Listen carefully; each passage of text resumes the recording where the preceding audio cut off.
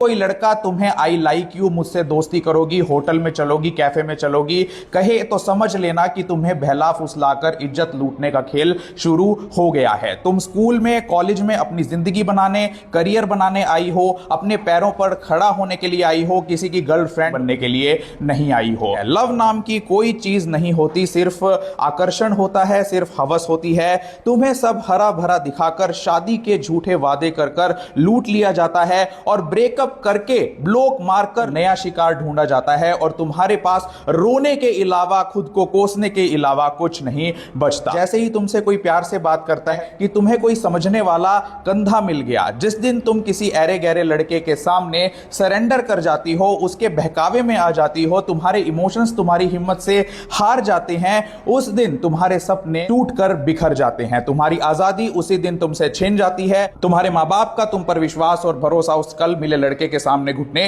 Take देते हैं, तुम्हारा शरीर बच्चा गिराने की किट्स और गोलियां खा खाकर खोखला होता चला जाता है। इन शॉर्ट तुम्हारी लाइफ उसी दिन बर्बाद हो जाती है। जिस उम्र में तुम्हें कॉलेज में, यूनिवर्सिटी में होना चाहिए, बड़े बड़े इंस्टीट्यूशंस में होना चाहिए, उस उम्र में तुम थानों में, तहसील में और कोर्टों में खुद को खड़ी हुई पाती हो। शादी हो भी गई तो क्या, ना वो कुछ होता है जो बताया गया था शादी से पहले, सब झूठ बताया गया, भागकर तुम्हें शादी करने के झांसे में फंसाया गया, तुम्हें घर से भगाया गया, ना घर पेरेंट्स के सामने जाने के लायक रहती हो तुम, ना खुद से नजरें मिलाने के लायक रहती हो तुम, क्योंकि उस समय तुम इमोशंस की सुनामी में बह गई थी। क्योंकि जवानी हमें 14 या 15 साल की उम्र में आ जाती है, लेकिन मैच्योरिटी, हमारी जो मैच्योरिटी की एज है वो 30 या 40 साल की उम्र है। इसीलिए हम कम उम्र में गलतियां कर बैठते हैं और खुद को लुटवा बैठते हैं। एक बड़े से बड़े घर की लड़की और एक गरीब से गरीब घर की लड़की जब इन चक्करों में पड़ जाती है तो उसके पास पछतावे के अलावा कुछ नहीं रहता। तुम सेंसिटिव हो, इमोशनल हो,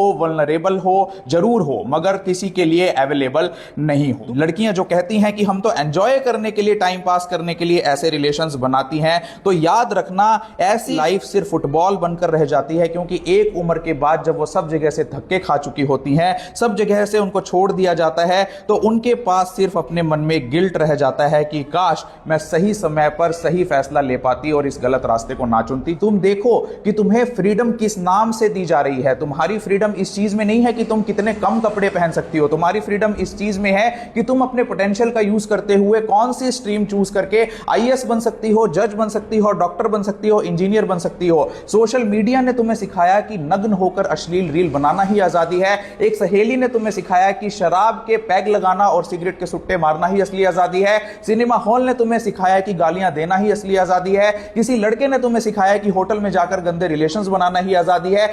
क्या ये आजादी है?